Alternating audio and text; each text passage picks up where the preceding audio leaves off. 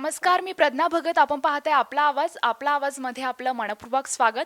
आपल्याला माहीत आहे की झेडपीच्या पंचायत समितीच्या निवडणुका सुरू झालेल्या आहेत. गावागावात, चौकाचौकात आपण बघू शकता की निवडणुकांचं बिगुल वाजलेलं आहे. सर्वच राजकीय पक्षांची अगदी सगळीकडे तयारी सुरू झालेली आहे आणि म्हणूनच या संदर्भात चर्चा करण्यासाठी वेगवेगळ्या पक्षांच्या नेत्यांना इथे आमंत्रित करणारच आहोत आणि म्हणूनच आपला आवाज एक नवीन शो आपल्यासाठी घेऊन येत आहे. त्या शोचं नाव आहे पंचनामा, जिल्हा परिषद पंचायत समिती निवडणुकांचा.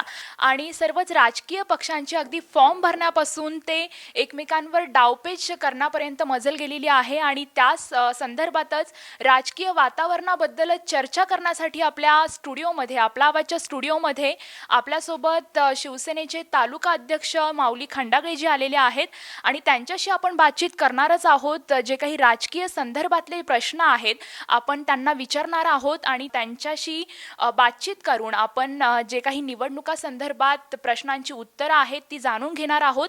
आणि म्हणूनच आपला आवाजचे संपादक रायचंदजी शिंदे सर आणि कार्यकारी संपादक सुरेशजी वाणी सर त्यांच्याशी बातचीत करणार आहेत.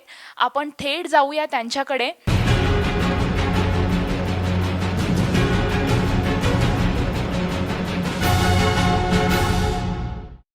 नमस्कार, मी रायचंद शिंदे. स्वागत आहे आपलं न्यूज रूम चर्चेमध्ये. आपल्या आजचा हा एक नवीन शो आम्ही तुमच्यासाठी घेऊन येतोय. आपल्याला माहिती आहे आज जिल्हा परिषद पंचायत समिती निवडणुकांची ही सगळी तयारी सुरू झालेली आहे आणि याच पार्श्वभूमीवर जिल्हा परिषदेचा पंचनामा करण्यासाठी आज आपल्या सोबत आहेत शिवसेनेचे तालुका प्रमुख माऊली खंडागळे आणि माझ्यासोबत आहेत आपल्या आजचे कार्यकारी संचालक सुरेशजी वाणी साहेब. आपण आज या चर्चेमध्ये सहभाग घेणार आहोत. माझा पहिला प्रश्न थेट मी माऊलींकडे जातोय. नमस्कार, तुमचं स्वागत आहे या प्रोग्राम मध्ये. मला सांगा, मागच्या वेळेस पंचायत समिती आणि जिल्हा परिषद मध्ये आपण 1 नंबरवरती होतात. लोकांनी खूप विश्वासाने तुमच्याकडे ही सगळी सत्ता दिली होती. अशी कुठली कामं तुम्ही या 5 वर्षामध्ये केली की पुन्हा एकदा तुम्हाला ही सत्ता परत तुमच्याकडे येऊ शकते? नमस्कार आणि आपला आवाजला पहिल्यांदा धन्यवाद याकरता की एका ग्रामीण भागातल्या चॅनलने जी येऊ घातलेल्या जिल्हा परिषद आणि पंचायत समितीच्या निवडणुकांमध्ये प्रत्येक पक्षाला आपली भूमिका विशद करण्याची किंवा मांडण्याची संधी दिली, त्याबद्दल तुमचं आपल्या आवाजचं जाहीरपणानं धन्यवाद. खरं तर मागच्या 5 वर्षामध्ये शिवसेनेचे 5 जिल्हा परिषद सदस्य आणि 8 पंचायत समिती सदस्य या जनतेने जुन्नर तालुक्यातून निवडून दिलेले होते. आपण म्हणालात की असं कोणती कामं आपण केली, तर मी तुम्हाला ठामपणाने सांगू इच्छितो की गेल्या 5 वर्षामध्ये शिवसेनेच्या 5च्या 5 जिल्हा परिषद सदस्यांनी आणि पंचायत समितीतल्या आपल्या सगळ्याच सदस्यांनी अत्यंत चांगल्या पद्धतीने जुन्नरच्या ग्रामीण भागाचा विकास करण्याचा प्रयत्न केलेला आहे. आपण सगळेजण बघताय की मागच्या 5 वर्षाच्या काळापासून मग स्वतः आशाताई बुचके असतील, मी स्वतः जिल्हा परिषद सदस्य राहिलेलो आहे किंवा आजही आहे, आमच्या इतर 3 जिल्हा परिषदेच्या सदस्य आहेत. सर्वांनी आपापल्या जिल्हा परिषदेच्या गटामध्ये अत्यंत चांगली अशी विकासाची कामं केलेली आहेत आणि त्याच जनाधारावरती पुन्हा एकदा या वर्षीच्या 2017च्या जिल्हा परिषद आणि पंचायत समिती निवडणुकीमध्ये शिवसेनेला भरभरून यश मिळेल याची मला खात्री आहे. यावेळेस आपण पाहतोय राज्यात आणि देशामध्ये भाजप सेनेसोबत नाहीये. त्याचा फटका इथं किती बसू शकतो? इथं सुद्धा भाजप आपल्यापासून दूर जाते. मूळतः राज्यामध्ये काय होईल याचं मी फार विश्लेषण करणार नाही, पण तुम्हाला देखील माहिती की जुन्नर तालुक्यामध्ये आणि विशेषत्वानं ग्रामीण भागामध्ये भाजपची तशी ताकद अत्यंत कमी आहे. एक परिणाम आहे की केंद्रामध्ये त्यांची सत्ता आली, राज्यामध्ये त्यांची सत्ता आली, लोकांमध्ये आस्ते जात आहेत. फार तर भाजप हा त्यांचं चिन्ह लोकांपर्यंत पोहोचवण्यामध्ये ग्रामीण भागात प्रयत्न करील असं मला वाटते. त्याचा परिणाम आमच्या शिवसेनेच्या मतांवरती फारसा होईल असं मला वाटत नाही. त्याचं कारण असं आहे की 5 वर्षापूर्वी देखील भाजपाबरोबर आम्ही लढलेलो नव्हतो, आम्ही स्वतंत्रच लढलेलो होतो, शिवसेना स्वतंत्र लढलेली होती. त्याच्यामुळे भाजपचा फारसा परिणाम होईल असं मला या क्षणी तरी वाटत नाही. माऊलीजी, तुम्ही मगाशी म्हणालात की आम्ही जिल्हा परिषदेच्या माध्यमातून जुन्नर तालुक्याचा फार मोठा विकास केलाय. विकास झालेला दिसत नाही. 4-2 विकासाचे मुद्दे आपण सांगू शकाल का? 100% जिल्हा परिषदेच्या माध्यमातून लोकांच्या दैनंदिन गरजा ज्या असतात त्या भागवण्याच्या किंवा जिल्हा परिषद पंचायत राज व्यवस्थेतली अशी एक संस्था आहे का ज्यातून लोकांच्या प्राथमिक गरजा, मग आरोग्य असेल, पाणी असेल, शेतामाळ्याकडे जाणारे, छोट्या वस्त्यांकडे जाणारे रस्ते असतील, या सगळ्या सुविधा देण्याचं काम जिल्हा परिषदेच्या माध्यमातून होत असतं. आपण म्हणतात की दिसत नाही. जिल्हा परिषद मोठे रस्ते करत नाही, म्हणजे स्टेट हायवे नाही किंवा नॅशनल हायवे नाही. माऊलीजी, जिल्हा परिषद आणि पंचायत समितीचं लिमिटेशन आम्हाला माहिती आहे, बरोबर. परंतु जिल्हा परिषद असेल, पंचायत समिती असेल, ज्या व्यक्तिगत लाभाच्या योजना असतात त्याचा फायदा शिवसेनेच्या कार्यकर्त्यांनाच सर्वाधिक झालेला आहे असा आपल्यावर आरोप होतोय. आरोप करायला साहेब काय पण करू शकता. अशी माझ्याकडे वस्तुस्थिती नाही. अजिबात नाही. या तालुक्यामधल्या प्रत्येक लाभार्थ्याला जो जो त्याच्यासाठी पात्र आहे, ज्यांनी त्याच्यासाठी अर्ज केलेला आहे, अशा सगळ्यांना शेवटी व्यक्तिगत लाभाच्या योजनांना मर्यादा आहे. समजा मला पीठ गिरण्या द्यायच्यात, प्रत्येक सदस्याला किंवा एका तालुक्याला त्याचं उद्दिष्ट दिलेलं असतं, टार्गेट दिलेलं असतं. तेवढं उद्दिष्ट पूर्ण झाल्यानंतर आपण करू शकत नाही. पण असं आम्ही कधी केलं नाही. आम्ही 5 जिल्हा परिषदेचे सदस्य होतो. आम्ही 5ही सदस्यांनी कधी हे पाहिलं नाही हा कोणत्या पक्षाचा कार्यकर्ता आहे, तो शिवसेनेचा, राष्ट्रवादीचा, काँग्रेसचा, हे न बघता आम्ही प्रामाणिकपणाने केलंय. आणि तुम्हाला सगळ्यांना माहिती आहे, व्यक्तिशः मी असेल, ताई असतील, आमच्या सगळ्यांकडं एकदा याची आम्हाला जाणीव. वंदनीय शिवसेना प्रमुखांनी जे आम्हाला आदर्श घालून दिलाय की 80% समाजकारण, 20% राजकारण, आम्ही तेच करत राहिलो. जो लाभार्थी गरीब दुबळा आमच्याकडे आला त्याची अडचण दूर करण्याचं काम, त्याचा लाभ देण्याचं काम आम्ही प्रामाणिकपणाने केलेलं. तसा आरोप होत असेल तर तो मला माहित नाही, चुकीचा आहे तो आरोप. माऊलीजी, मागच्या वेळेस निवडणुकीमध्ये तुम्हाला जुन्नर तालुक्यामधले जिल्हा परिषद सदस्यांची संख्या 8 होती, पैकी 5 तुम्हाला मिळाल्या. 1 नंबरचा पक्ष शिवसेना ठरला. पंचायत समितीही तुमच्या ताब्यामध्ये आली, मात्र तुमच्यामध्ये समन्वय दिसला नाही. डोकेताई भाजपच्या प्रवाहाबरोबर राहिल्या. आजही तुमच्या मनावा असा समन्वय दिसत नाही, याची कारण काय असतील? मागच्या वेळेला 5 जिल्हा परिषद सदस्य होते. डोकेताई, हे बघा, राजकीय अभिलाषा बाळगणं काही गैर नाही. शेवटी प्रत्येकाला व्यक्ती स्वातंत्र्य आहे. आणि अलीकडच्या काळामध्ये राजकारण साहेब थोडंसं बदलत चाललंय. मी आपल्याला वेगळं साहेब, सांगण्याची तुम्ही गरज नाही. सांगता शिवसेना हा पक्ष आदेशावर चालतो. आज 2 पंचायत समितीचे सदस्य शिवसेनेला जय महाराष्ट्र करायला निघाले आहेत. नेतृत्व कोणाचं राहिलंय का? कमांडिंग कोणी करतंय का? शिवसेनेत नक्कीच चाललंय काय? आपण जे म्हणता, मी स्पष्ट बोलतो, थोडासा आता पडदा ठेवत नाही. आपण जे म्हणता की 2 पंचायत समिती सदस्य शिवसेनेतून चाललेत, 100% खोटा आहे. महेंद्र सदाकाळ सारखा आमचा एक कट्टर सैनिक, कडवा सैनिक, ज्याला अपेक्षा होती की मला जिल्हा परिषदेची उमेदवारी मिळावी, आजही आमच्या उमेदवारी फायनल झालेल्या नाही. उद्या आम्ही फॉर्म भरणार आहोत. महेंद्र सदाकाळ नाराज होते. आम्ही सगळे जणांनी त्यांना बसून घेतलं, त्यांची नाराजी काढली, त्यांना समजावून सांगितलं. आज ते मुख्य प्रवाहामध्ये, जर मला तिकीट मिळालं नाही तर मी जो उमेदवार पक्ष देईल त्याचा स्वतः प्रचार प्रमुख असेल, अशा प्रकारचा शब्द आहे. दुसरं राहिलं संतोष वाघ. मुळात आपल्या सगळ्यांना माहिती आहे, स्पष्टपणाने जबाबदारीनं सांगतो की संतोष वाघ सारखा एक कार्यकर्ता, खरं तर त्याचं नशीब त्यांनी समजायला पाहिजे. अत्यंत अल्पमतातला असलेला हा कार्यकर्ता, स्वतःची मतदारसंघावर पकड नाही किंवा स्वतःची, स्पष्टपणाने बोलतो, थोडं निवडून यायची लायकी देखील नाही, अशा कार्यकर्त्याला शिवसेनेने उमेदवारी दिली. आशाताईंच्या सोबतीनं त्यांनी पंचायत समिती लढवली, ते विजयी झाले.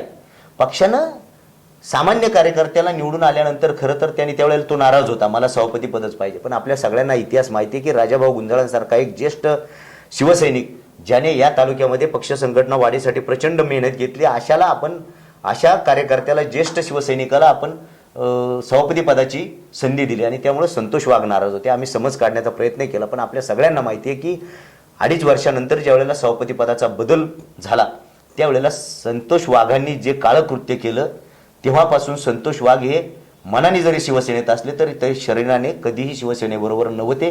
ते आज गेले तरी उलटी ही अशी कीड गेलेली बरी. माऊलीजी, तुम्ही म्हणताय संतोष वाघांची लायकी नव्हती, त्यांनी काळं कृत्य केलं. काय काळं कृत्य केलं? काय त्यांची लायकी नव्हती? तुम्हाला सगळ्यांना माहिती आहे. आमच्याकडे माहिती अशी आहे की पंचायत समितीचं सभापती करताना तुम्ही त्यांना डांबून ठेवलं होतं. शिवसेनेशी जो प्रतारणा करेल, जो गद्दारी करेल, त्याला अशीच सजा भोगावी लागेल. फक्त त्यांना डांबून ठेवलं होतं, पुढची पावलं शिवसेनेने उचलली नाहीत. भविष्य काळामध्ये जे पंचायत 100% कोणताही, फक्त पंचायत समिती नाही, जिल्हा परिषद सदस्य, तसंच समजायचं. शिवसेनेची एक शिस्त आहे, जो शिवसेनेमध्ये बरोबर गद्दारी करेल त्याला जनता त्याची जागा दाखवली. आपण सांगताय शिवसेना हा शिस्तीचा पक्ष आहे. आज आपण पाहतोय जिल्हा परिषदेच्या सदस्य आशाताई बुचके यांनी 3 टर्म जिल्हा परिषद सदस्य म्हणून काम केलेलं आहे. अतिशय चांगलं काम केलेलं आहे. त्यांचा मतदारसंघ तसा सावरगाव धालेवाडी आहे. ते आता नारायणगाव मतदारसंघातनं नारायणगाव वारवडीमध्ये इच्छुक आहेत. तुमच्यामध्ये समन्वय दिसत नाही. 2 मतदारसंघात त्या इच्छुक कशा आहेत की आशाताई बुचकेंनी तुम्हाला सुद्धा न विचारता नारायणगाव मतदारसंघात एंट्री केलेली आहे? तुमची माहिती थोडीशी चुकीची आहे. आशाताई बुचके या 7ही मतदारसंघात निवडून येऊ शकतात अशी परिस्थिती आहे. गेल्या 15 वर्षापासून ते जिल्हा परिषदेमध्ये काम करतायत. आशाताई एक चांगलं- बुचके सगळ्या मतदारसंघातून निवडून येऊ शकतात हो. आम्हाला माहिती आहे. हो. 2 वेळेला विधानसभेमध्ये त्यांचा पराभव झालेला आहे. हो. जुन्नरची जनता भविष्यकाळात त्यांना स्वीकारेल अशीच आम्ही शुभेच्छा देतोय. शेवटी वास्तव स्वीकारलं पाहिजे. बरोबर ना, तुम्ही जे म्हणताय की आशाताई 2 मतदारसंघामध्ये मूळचा आशाताईंचा जो मतदारसंघ आहे जुना सावरगाव येणेरे आणि आताचा नवीन निर्माण झालेला सावरगाव धालेवाडी हा मतदारसंघ आहे.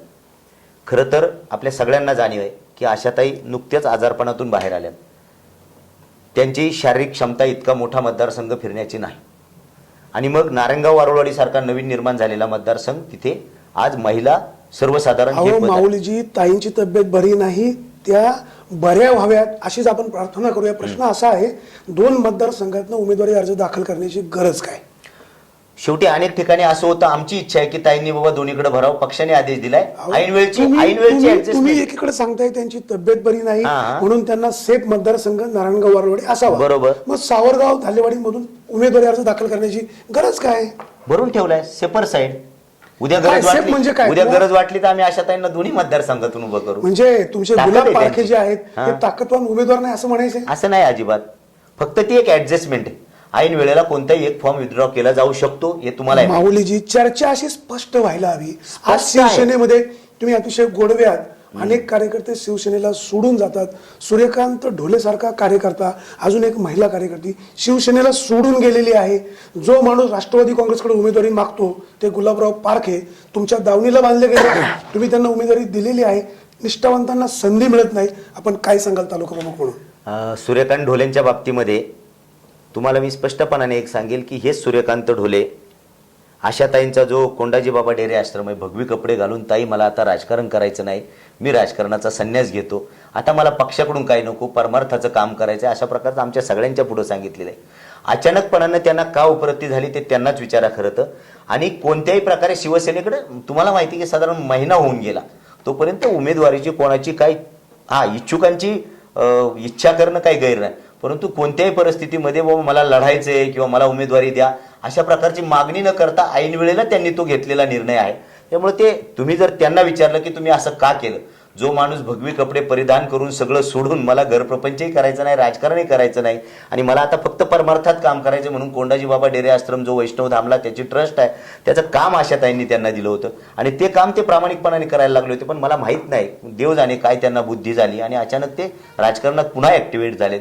आनंददायी झालेत तर त्यांना गुड लक त्यांच्यासाठी. दुसरा मी प्रश्न केला होता की गुलाबराव पारखे राष्ट्रवादी काँग्रेसकडे उमेदवारी मागायला गेले होते. असं काय घडलं की गुलाबराव पारखेंचा गाडा तुमच्याकडे दाखल झाला? गुलाबराव पारखे हे राष्ट्रवादीकडे उमेदवारी मागायला गेलते की नाही मला माहित नाही, ते त्यांना विचारलं पाहिजे. पण प्रामाणिकपणाने सांगतो, असं असेल तर ऐका ना, मी सांगतो ना, ती तुमची माहिती आहे. माझी माहिती अशी आहे, ज्या वेळेला आम्ही इथे जुन्नर शहरामध्ये जुन्नर नगर परिषदेची निवडणूक सुरू होती त्या काळातच गुलाबराव पारखे, मी, संतोष नानाताई आजारी होत्या, आमच्या सगळ्यांबरोबर 2दा आमच्या बैठका झाल्या होत्या की मला इथून उमेदवारी शिवसेनेकडून घ्यायची इच्छा आहे. मी आज माऊलीजी, कुठल्या मुंबईमध्ये पक्षाकडे उमेदवारी मागणं चूक नाही. Of course. गुलाबराव पारखेंचा राष्ट्रवादी काँग्रेसकडे उमेदवारी मिळावी म्हणून कागदपत्र दाखल आहेत. नाही सांगता येत. ही वस्तुस्थिती ऐका ना, आहे. त्यांनी मागितली, आमचं काय म्हणणं नाही. आमचा प्रश्न असा आहे की अनेक निष्ठावंत कार्यकर्ते असताना केवळ गुलाबराव पारखेंचीच तुम्ही निवड का केली? पैसेवाल्यांना उमेदवारी देता का किंवा नक्की धोरण चाललंय काय? पहिली गोष्ट म्हणजे सावरगाव येणेरे या गटातून गुलाबराव पारखे, संतोष वाघ याच्याशिवाय कुणीही ताकदीनं उमेदवारी मागितलेली नव्हती. माझ्याकडे रेकॉर्ड आहे, माझ्याकडून आम्ही फॉर्म दिलेले होते. गुलाबराव पारखेंनी एक फॉर्म घेतलेला आहे उमेदवारी इच्छुक उमेदवारांसाठी, संतोष वाघांनी देखील घेतलेला आहे. आशाताईंच्या बाबतीमध्ये तोपर्यंत आमचा निर्णय झालेला नव्हता, त्यामुळे गुलाबराव पारखे हे एक ताकदीचे उमेदवार आहे. त्यांचे असलेल्या नातेवाईक संबंध, त्यांनी जोपासलेले मैत्रीचे संबंध, शिवाय त्यांचा बैलगाडा मालक म्हणून जुन्नर तालुक्यामध्ये स्वतःचा असलेला एक वेगळा असं रिलेशन डेव्हलपमेंट, या सगळ्या पार्टमध्ये आज गुलाबराव पारखे हे संतोष वाघांपेक्षा निश्चितपणाने उजवे आहेत. निवडून येण्याचं कॅलिबर देखील त्यांच्यामध्ये. आणि तुम्ही जे म्हणताय की गुलाबराव पारखेंना या पूर्व काळामध्ये कोणतीही राजकीय पार्श्वभूमी नाही, तो माणूस स्वतःचा नोकरी व्यवसायाच्या निमित्ताने मुंबईला होते, आज ते रिटायर झालेत, गावाला आले, त्यांना वाटलं की मला राजकारणाच्या माध्यमातून समाजकारण करायचे, ते आमच्याकडे आले, आम्ही त्यांना न्याय दिला. मला वाटतं याच्यात फार गैर काही नाही. पंचनामा हा असा सुरू राहणार आहे. पण त्यापूर्वी जाता एक शेवटचा या पहिल्या एपिसोड मधला एक शेवटचा प्रश्न माझा आहे. गळती हा जो वाणी साहेबांनी सांगितला, गळती वरपासून खालपर्यंत सुरू आहे, तर ही गळती रोखण्यासाठी आपण काय प्रयत्न करणार आहात? पहिली गोष्ट म्हणजे पक्ष वाढलेत, राजकारणाची पद्धतही बदलत चाललेली आहे. आज पिंपरी चिंचवडमध्ये या क्षणाला मला वाटतं 3 वाजेपर्यंत AB फॉर्म देऊन आज त्यांची निवडणूक फॉर्म भरण्याची वेळ संपते. क्षणाक्षणाला प्रत्येक ठिकाणचं चित्र बदलते आणि राजकीय असूया ही लोकांची वाढलेली आहे. निष्ठा बिष्ठा हा पार्ट माझ्या हिशोबाने कमी होत चालला. कमी लोक आहेत हाताच्या बोटावर मोजण्याजोगी की जे निष्ठेने पक्षाबरोबर काम करत आहेत.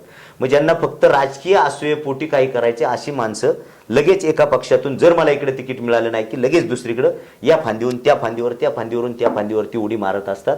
खरं तर हे भविष्यासाठी, राजकारणासाठी देखील आणि त्या व्यक्तीच्या राजकीय कॅलिबरसाठी, राजकीय भवितव्यासाठी देखील घातक आहे. शेवटी हे ज्याचं त्याने ठरवायचं की मी काय करावं. याचाच अर्थ गळती थांबवणं खूप अवघड आहे, सगळ्याच पक्षांमध्ये सुरूच राहणार आहे आणि या पंचनाम्यामध्ये हा प्रश्नांचा भडीमार माऊलींवरती सुरूच राहणार आहे. पण त्यापूर्वी आपण पुन्हा एकदा ब्रेक घेणार आहोत.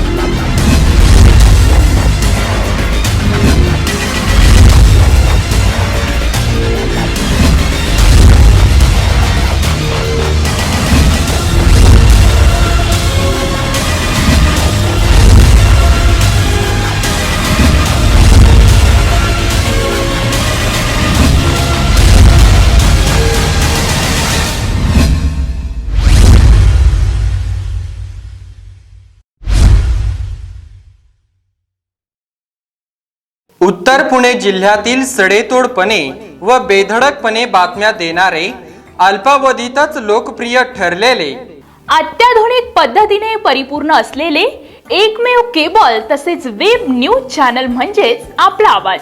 आपला आवाज आपल्या मोबाईलवर कधीही आणि कोठेही लाईव्ह पाहण्यासाठी आपला आवाज ॲप आजच आपल्या मोबाईलवर डाउनलोड करून घ्या. आपला आवाज वाहिनीवर बातम्या आणि जाहिरातींसाठी संपर्क आपला आवाज मुख्य कार्यालय, शिवराणा हाईट्स, 2रा मजला, कॉलेज रोड, जुन्नर. मोबाईल क्रमांक 9403 00 9301. विभागीय कार्यालय, विश्वमंगल सोसायटी, शॉप नंबर 5, ग्रामीण रुग्णालया शेजारी, नारायणगाव. मोबाईल क्रमांक 9860 20 80 33.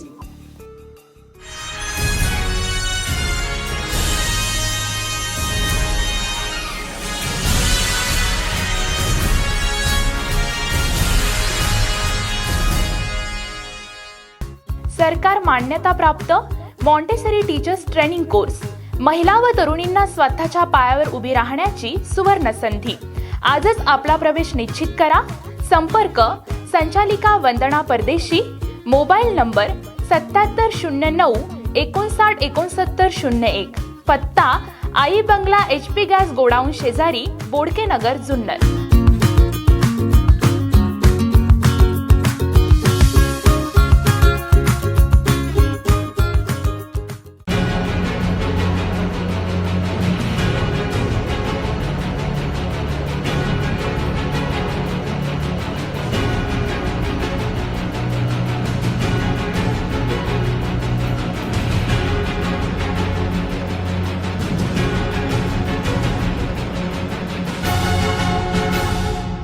आपला आवाज न्यूज रूम चर्चेमध्ये पुन्हा एकदा आपलं स्वागत. माऊलींवरती हा प्रश्नांचा पंचनामा, जिल्हा परिषदचा पंचनामा असाच सुरू राहणार आहे.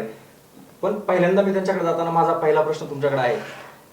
आजच माध्यमांमध्ये बातमी आलेली, तुम्ही सुद्धा इच्छुक होते जिल्हा परिषदसाठी, पण मागच्या वेळेस आपण निवडणूक खर्चाचा जो तपशील दिला नाही, तर मग नेमकं काय आहे, म्हणजे तो का दिला नव्हता किंवा काय झालं होतं नेमकं? साहेब, जे आज बातमी आली पेपरला, ज्ञानेश्वर नाथा खंडागळे साहेब, तो मी नव्हेच.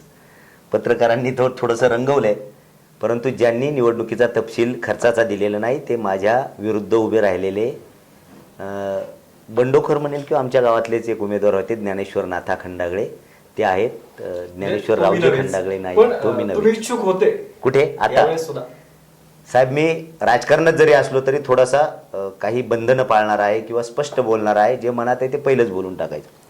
आपल्या सगळ्यांना जाणीव आहे की यावेळेला जुन्नर तालुक्यामधल्या 8 पैकी 1 गट डिझॉल्व्ह झाला. 7च गट राहिले लोकसंख्येमुळं.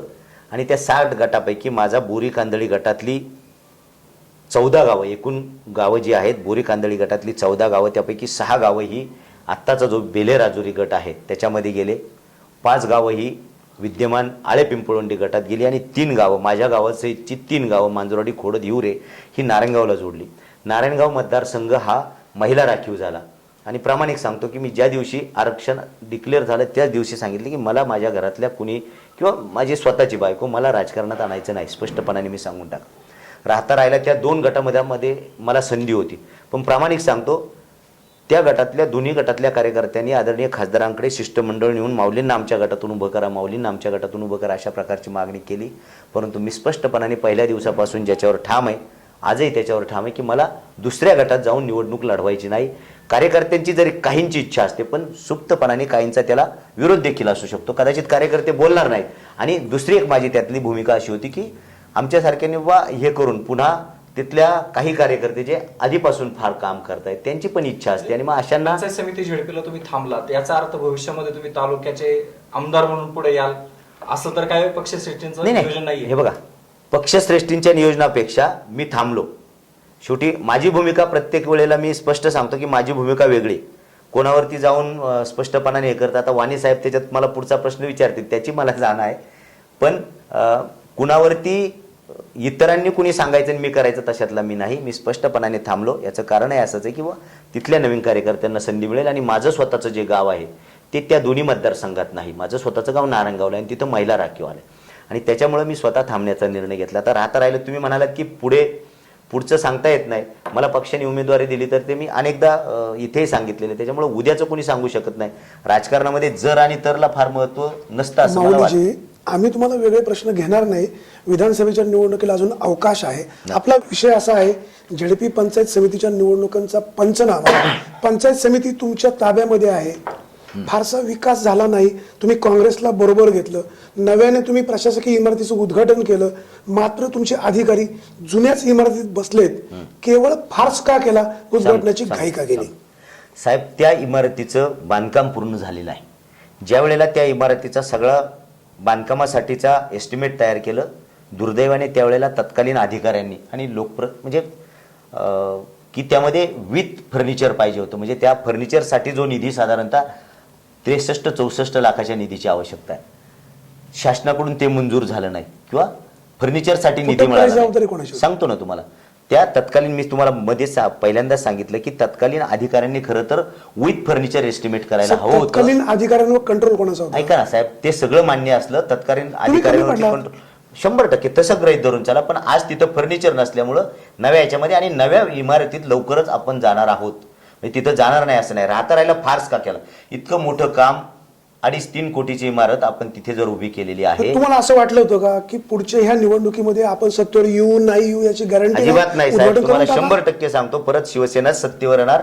तिथं बसणारा, नव्या इमारतीत बसणारा सभापती हा देखील शिवसेनेचाच असणार. उपसभापती हा देखील शिवसेनेचाच असणार. त्या बाबतीत आमच्यामध्ये तिळमात्र शंका नव्हती. परंतु जे काम आपण केले त्याचं उद्घाटन करणं गैर आहे असं मला वाटत नाही. आता तुम्ही काँग्रेसला बरोबर घेतलं होतं. त्या ठिकाणच्या उपसभापती ह्या काँग्रेसच्या राहिलेल्या आहेत. आज काँग्रेस आणि तुम्ही एकत्र येणार अशी चर्चा होत होती. आज मात्र सगळे स्वतंत्रपणे लढतायत. काय चाललंय नेमकं? काय सांगायला? पण नाही, काय झालंय, आपण सगळ्यांनी पाहिलं असेल की मागच्या आठवड्यामध्ये वंदनीय पक्षप्रमुखांनी मुंबई या ठिकाणी मेळावा घेतला आणि राज्यातली आमची एक धोरण ठरलेलं आहे की राज्यामध्ये कुठेही आपण कोणाबरोबर युती करायची नाही. स्थानिक पातळीवरती अनेक ठिकाणी आम्ही काँग्रेससोबत राहिलेलो आहोत, आजही आहोत. कारखान्यामध्ये आमची देखील अपेक्षा होती, परंतु सकारात्मक चर्चा किंवा त्याच्यातून नक्की काय चर्चा व्हायला पाहिजे होती, पुढं आपण जे चर्चा घडायला पाहिजे होती ती घडली नाही. आता खेळ फार पुढे गेलाय. त्याच्यामुळं आज तरी आम्ही स्वतःच्या बलबुत्यावरती तालुक्यामध्ये लढतो. नाही माऊलीजी, तुम्ही हे जरी सांगत असले तरी तुमचं राजकारण तालुक्यामध्ये नेहमी सोयीचं राहिलेलं आहे. बाजार समितीमध्ये राष्ट्रवादी काँग्रेस, शिवसेना सगळे एकत्र, कारखान्यामध्ये तुम्ही एकत्र. आज सत्यशील शेरकरांना एकटं पाडून तुम्ही स्वतंत्रपणे लढतात. भविष्य काळामध्ये राजकारणावर काय परिणाम होईल? मला वाटत नाही. राजकारण आमचं सोयीचं नाही. शेवटी शिवसेना हा पक्ष असा आहे की त्याची प्रत्येक सहकारामध्ये देखील, मग कारखान्यात असेल, बाजार समितीत असेल, इतर ठिकाणी सहकारामध्ये असेल, शिवसेनेची स्वतःची एक ताकद होऊ लागलेली माऊलीजी, आहे. पक्षाचे प्रमुख उद्धव साहेबांनी सांगितलं की भविष्य काळामध्ये आम्ही कोणालाही बरोबर घेणार नाही. बरोबर. राज्यात सत्तेमध्ये आहेच, हो. देशात सत्तेमध्ये आहेत. आहे. ज्या सहकारी संस्थांमध्ये तुम्ही एकत्र लढलात तीही पदं सोडलेली नाही. जनतेने तुमच्यावर विश्वास का ठेवायचा? नाही, प्रश्न राज्याचा तो राज्य पातळीवर राहील. पण तुम्ही इथलं सांगताय साहेब, तालुका पातळीवरती ज्या वेळेला आम्ही काम करतो, तुम्हाला सगळ्यांना माहिती आहे, परत तेच येत आहे. कारखान्यामध्ये ही सहकारी संस्था आहे. आदरणीय सेठबाबांनी निर्माण केलेला हा कारखाना लोकांच्या हिताचा काम करणारी ही संस्था आहे. लोकांच्या चुलीशी माऊलीजी, संपर्क असलेला. तुमचं म्हणणं आमच्या लक्षात आलं, प्रेक्षकांच्या लक्षात येतोय. तुम्ही सोयीनुसार सांगताय शेतकऱ्यांच्या प्रपंचाचा प्रश्न आहे, पोटपाण्याचा प्रश्न आहे, एकत्र आलं पाहिजे. मात्र तीच मंडळी या निवडणुकीमध्ये वेगवेगळ्या पद्धतीने लढतात.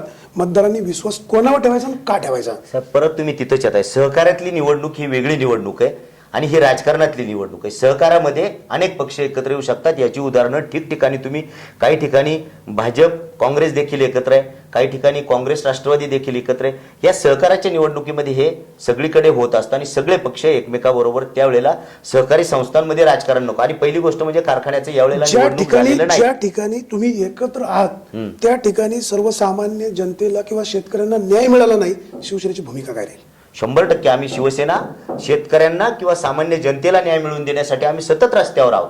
उद्या कारखान्यामध्ये काही चुकीचं होतंय असं दिसलं तर आम्ही तिथं न्याय मागणार. या पूर्व काळात आम्ही ते केलेलं आहे. त्याच्यामुळं आम्ही सत्तेशी बांधील नाही आहोत. शिवसेना सत्तेशी बांधील नाही. शिवसेना ही जनतेशी बांधील आहे, जनतेच्या प्रश्नांशी बांधील आहे, जनतेच्या विकासाशी बांधील आहे. त्यामुळे जिथं जिथं जनतेला अडचणी निर्माण होतील तिथं आम्ही सत्तेत असलो काय आणि सत्तेत नसलो काय, आम्ही 100% जनतेबरोबर आहोत.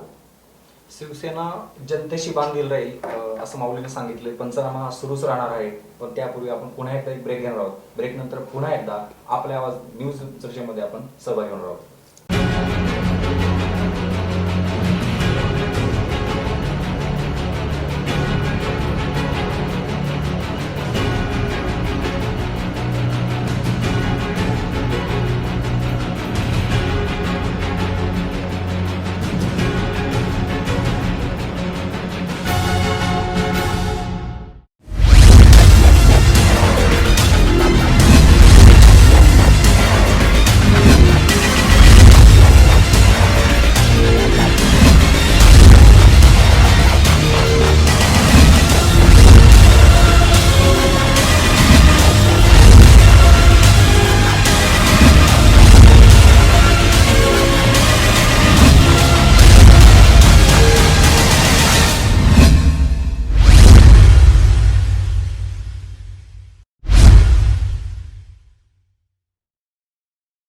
उत्तर पुणे जिल्ह्यातील सडेतोडपणे व बेधडकपणे बातम्या देणारे, अल्पावधीतच लोकप्रिय ठरलेले, अत्याधुनिक पद्धतीने परिपूर्ण असलेले एकमेव केबल तसेच वेब न्यूज चॅनल म्हणजेच आपला आवाज.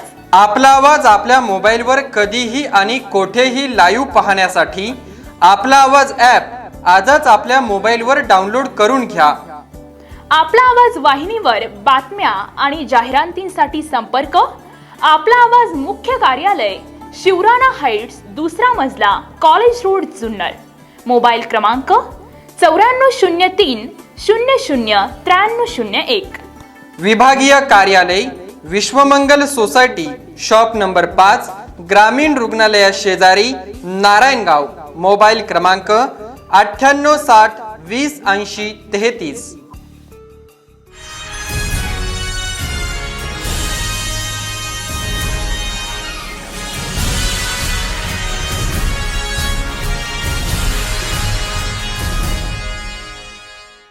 सरकार मान्यताप्राप्त मॉन्टेसरी टीचर्स ट्रेनिंग कोर्स.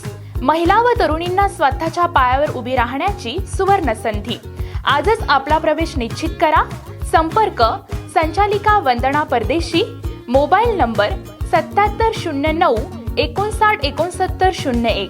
पत्ता आई बंगला HP गॅस गोडाऊन शेजारी, बोडके नगर, जुन्नर.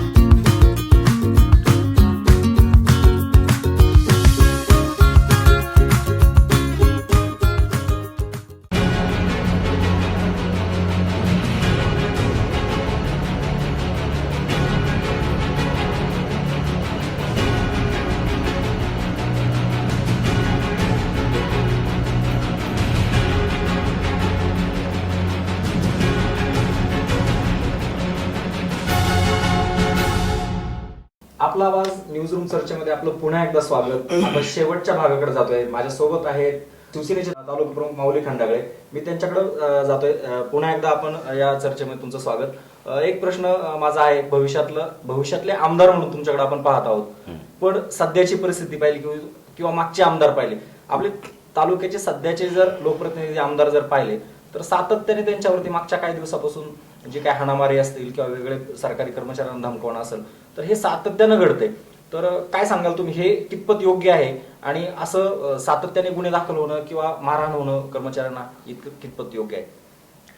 साहेब, खरं तर आता हा प्रश्न माझ्यापेक्षा त्यांना विचारणं संयुक्तिक राहील, पण एक जबाबदार लोकप्रतिनिधी म्हणून किंवा आपण सगळेच जण या तालुक्याचे जबाबदार नागरिक आहोत. जुन्नर तालुका ही छत्रपती शिवरायांची भूमी आहे, विचारवंतांची भूमी आहे, संतांची भूमी आहे. आणि या संतांच्या, विचारवंतांच्या, शूरांच्या, वीरांच्या भूमीत अशा गोष्टी घडणं खरं तर एकदम गैर आहे.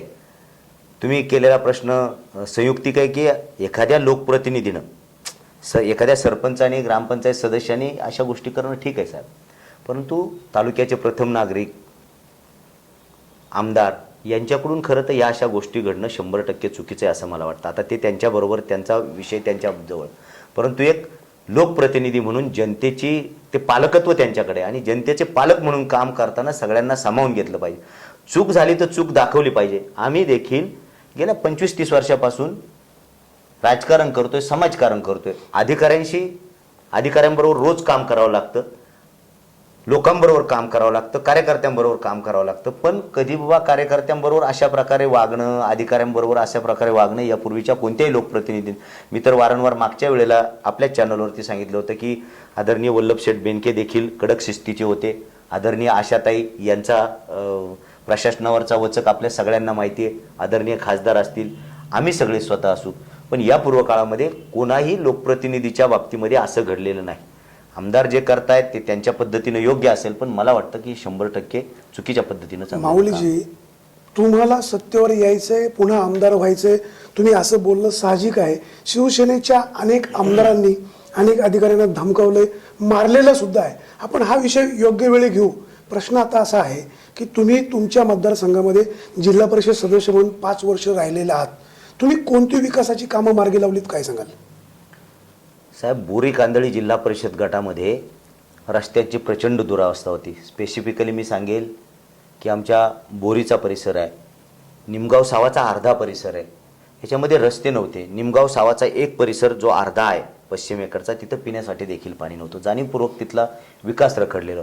बोरीच्या परिसरामध्ये तिथे रस्त्यांची इतकी वानवा होती की गुडघ्या इतके खड्डे होते, जायला देखील नव्हते. त्या लोकांनी शेवटच्या क्षणी मला असं सांगितलं होतं, माऊलीजी आम्ही तुम्हाला निवडून देतोय, आमचं सगळ्यांनी वाटोळं केलंय, तुम्ही केलं तरी चालेल, आम्ही तुम्हाला विचारणार नाही, पण आम्ही तुमच्यावर विश्वास टाकतोय. आणि ज्या पद्धतीनं त्यांनी विश्वास टाकलाय त्या पद्धतीनं मला वाटतं की प्राथमिक ज्या गरजा आहे, मी मगाशी म्हणालो, निमगाव सावाची पाणी योजना असेल, बोरीच्या परिसरात केलेले रस्ते असतील, पारगावतर्फे आळे हे आपल्या तालुक्यातलं शेवटचं टोक आहे, तिथे 1,05,00,000 रुपये खर्चून आरोग्य उपकेंद्राची इमारत, साहेब इतकी चांगली इमारत झाली. जे आरोग्य केंद्राचा मुद्दा काढला तो अतिक्रमणात आहे अशी चर्चा होते. नाही, चुकीचं आहे. तुमच्याकडे चुकीची माहिती आहे.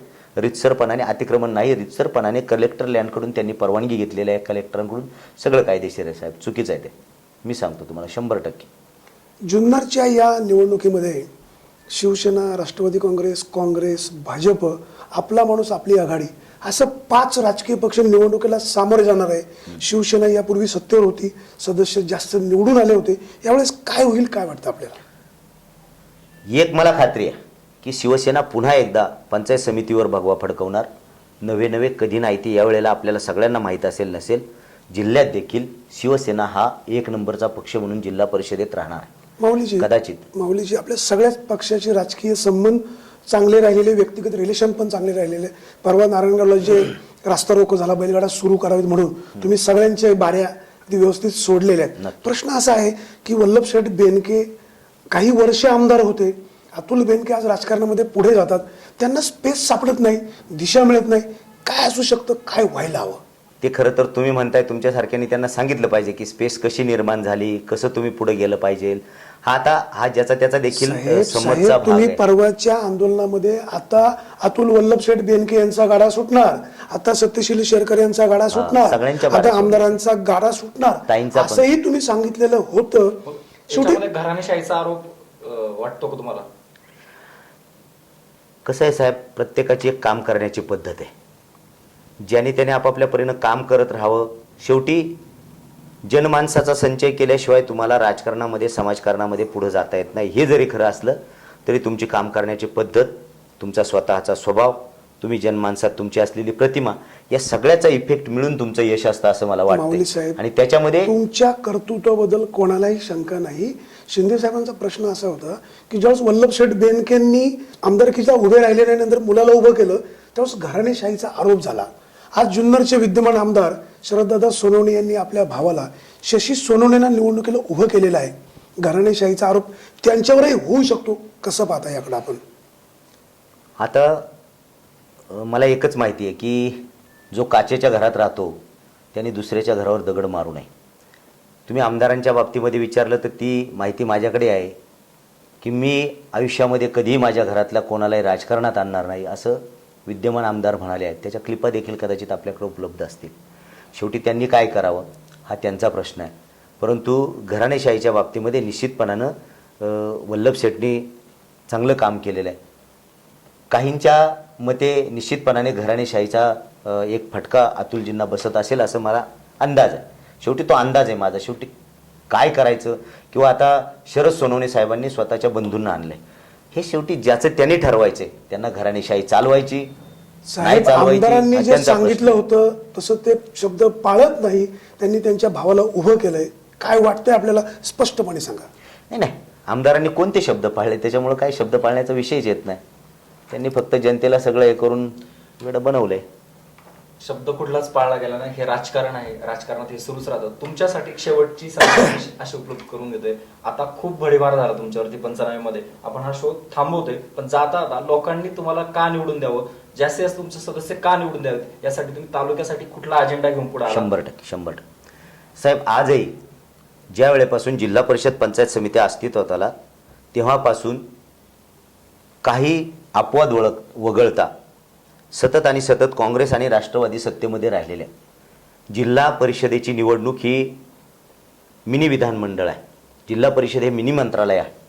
ग्रामीण भागातल्या सगळ्या गरजा, मी सगळ्या म्हणतोय, अगदी व्यक्तिगत लाभाच्या योजनेपासून रस्त्यांपर्यंत, इमारतींपर्यंत जिल्हा परिषदेच्या माध्यमातून साधारणतः 3.5 पेक्षा अधिकचे हेड आहेत. त्या हेडच्या माध्यमातून ग्रामीण भागामध्ये, गावगाड्यामध्ये गावांचा विकास करण्याचं काम हे जिल्हा परिषदेच्या माध्यमातून होत असतं. मी लोकांना याकरता अपील करणार आहे, मागच्या 5 वर्षामध्ये मी स्वतः, आशाताई, आमचे इतर सदस्य, आम्ही जिल्हा परिषदेमध्ये सदस्य म्हणून काम केले. छोट्या छोट्या वस्त्या मुख्य गावापर्यंत, खेड्यांपर्यंत जोडण्यासाठी रस्ते असतील, पाणी असेल, आरोग्याच्या सुविधा असतील, या अत्यंत चांगल्या पद्धतीनं आम्ही इम्प्लिमेंट त्याचं केलेलं आहे किंवा अंमलबजावणी केलेली आहे. आणि साहेब, 5 वर्षात मी पाहिले आमदारापेक्षा देखील अधिकचं काम हा जिल्हा परिषद सदस्य करू शकतो. हे मी स्वतः अनुभवलेलं आहे. आणि या माध्यमातून तुम्ही लोकांपर्यंत जाऊ शकता. लोकांच्या दैनंदिन गरजा या जिल्हा परिषदेशी किंवा ग्रामपंचायतशी निगडीत असतात. आणि ते एक मोठं माध्यम आणि केंद्र आहे जिल्हा परिषद. आम्ही 5 वर्षामध्ये प्रचंड प्रयत्न केला. मी मगाशी म्हणाल्याप्रमाणे अधिक काळ राष्ट्रवादी काँग्रेस आणि काँग्रेसची सत्ता राहिलेली आहे. आज पहिल्यांदा या जिल्ह्यामध्ये अशी परिस्थिती निर्माण झालेली आहे की अँटी राष्ट्रवादी, अँटी काँग्रेस इथे जिल्ह्यामध्ये जिल्हा परिषदेचा अध्यक्ष होऊ शकतो. आणि आज मॅक्सिमम चान्सेस जिल्ह्यामध्ये, पुणे जिल्ह्यामध्ये सगळ्यात अधिकचे जिल्हा परिषद सदस्य 100% शिवसेनेचे निवडून येतील. आणि पुढचं सांगतो, कदाचित आई शिवाईच्या कृपेनं जिल्हा परिषदेचा येणारा अध्यक्ष हा देखील शिवसेनेचाच होऊ शकतो. अध्यक्ष असल्यानंतर, सत्य असल्यानंतर काय विकास करता येतो हे आम्ही स्वतः पाहिलेल्या विरोधात असताना त्याच्यामुळे विरोधात असताना जर आम्ही चांगली कामं करू शकलोय तर निश्चितपणाने एकदा सत्ता आमच्या ताब्यात आली की निश्चितपणाने अधिकचा वाटा निधीचा हा इथं आम्ही घेऊन माऊलीजी आल्याशिवाय येणार निवडणुकीला नाही. सामोरं जाताना सत्तेवर आम्हीच येणार, आम्हीच विकास करणार असं सांगावं लागतंच. जुन्नर नगरपालिकेच्या निवडणुकीला तुम्ही सामोरे गेला होता, 100%. संपूर्ण सत्ता आमची येणार, सगळे नगरसेवक आमचे निवडून येणार असे म्हणालात. 100%. तसं घडलं नाही, साहेब, मात्र फक्त नगराध्यक्ष नगराध्यक्ष निवडून आला. 100. काय घडलं नेमकं? बॅकफुटवर कशामुळे गेलात? काय प्रत्येक निवडणुकीच्या वेळेला रणनीती वेगळी असते. काही गुणदोषांसह आम्ही ते स्वीकारले. आमचे नगरसेवक कमी निवडून आले, परंतु आम्ही ज्याच्याकरता खूप ताकद लावलेली होती आणि विरोधकांनी खूप ताकद लावली होती की आमचा नगराध्यक्ष शिवसेनेचा निवडून येऊच नाही, परंतु तो नगराध्यक्ष शिवसेनेचा निवडून आला. आणि मी तुम्हाला खात्री देतो मागच्या वेळेला देखील शिवसेनेची सत्ता जुन्नर नगर परिषदेमध्ये आली, त्यानंतर शिवसेनेचा वारू ग्रामीण भागामध्ये जिल्हा परिषद आणि पंचायत समितीमध्ये दौडत गेला आणि पंचायत समितीवरती भगवा फडकला. आजही साहेब तुम्हाला खात्रीने सांगतो, पंचायत समितीवरती कोणत्याही परिस्थितीमध्ये आदरणीय खासदार शिवाजीदादा आढळराव पाटील असतील, स्वतः मी असेल, आशाताई असतील, आमचे शिवसेनेचे सर्व ज्येष्ठ नेते, ही सगळी मंडळी ताकदीनं उतरून जिल्हा परिषदेमध्ये आणि पंचायत समितीमध्ये शिवसेनेचाच भगवा ध्वज फडकेल्याची खात्री देतो. एक प्रश्न मगाशी तुम्ही जाता जाता विचारला होता की शिवसेनेला गळती लागली. साहेब तुम्ही उद्या बघाल की अनेक मंडळी शिवसेनेमध्ये नव्याने येत आहेत, मध्ये देखील काही मंडळी आलीत, अजून देखील शिवसेनेमध्ये बेरीजच होते. आणि त्याच्यामुळं आज जनतेचा, महाराष्ट्रातल्या ग्रामीण भागातील देखील जनतेचा आज वंदनीय पक्षप्रमुख उद्धवसाहेब ठाकरे यांच्या नेतृत्वावरती विश्वास बसलेला आहे. आणि कालच्या परवाच्या भाषणामध्ये ज्यावेळेला उद्धव साहेबांनी युती तोडली आणि स्पष्टपणाने सांगितलं सगळ्या मंडळींना, आम्हा सगळ्या शिवसैनिकांना, कार्यकर्त्यांना उद्धव साहेबांच्या त्या भाषणामध्ये वंदनीय शिवसेना प्रमुख बाळासाहेब ठाकरे यांची आठवण झाली. त्यांचं ते धारिष्ट्य दिसलं, त्यांच्या त्या आवाजातला कणखरपणा, बाणेदारपणा दिसला. आणि म्हणून आज शिवसेनेचा प्रत्येक कार्यकर्ता, सगळा शिवसैनिक, तमाम शिवसैनिक आज विजयाच्या दिशेनं वाटचाल करू लागलेला आहे. प्रेक्षक हो, आपल्यासोबत हे होते शिवसेनेचे तालुका प्रमुख माऊलीजी खंडागळे. त्यांनी जिल्हा परिषद सदस्य म्हणून काम पाहिलेलं आहे. शिवसेनेने जुन्नर तालुक्यात चांगला विकास केला असं ते म्हणतात. शिवसेनेला गळती लागली, त्यांचं म्हणणं आहे आमच्याकडे अजूनही इतर पक्षाचे कार्यकर्ते येणार आहेत. निवडणुकीच्या काळामध्ये जाणं येणं सुरूच राहतं. उद्या पुन्हा आपण एका नव्या नेत्याबरोबर, नव्या कार्यकर्त्याबरोबर अशाच प्रकारची चर्चा करणार आहोत. जिल्हा परिषद पंचायत समितीचा पंचनामा ह्या विशेष कार्यक्रमामध्ये. आपण कुठेही जाऊ नका, पाहत राहा आपला आवाज. हाक तुमची, साथ आमची. धन्यवाद. धन्यवाद.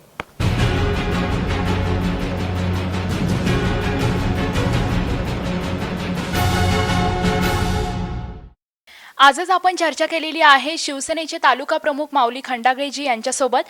आणि यानंतरही पुढच्या 4 दिवसांमध्ये आपण विविध पक्षांच्या नेत्यांशी चर्चा करणार आहोत आपला आवाजच्या स्टुडिओमध्ये. पाहत रहा आपला आवाज, हाक तुमची, साथ आमची. धन्यवाद.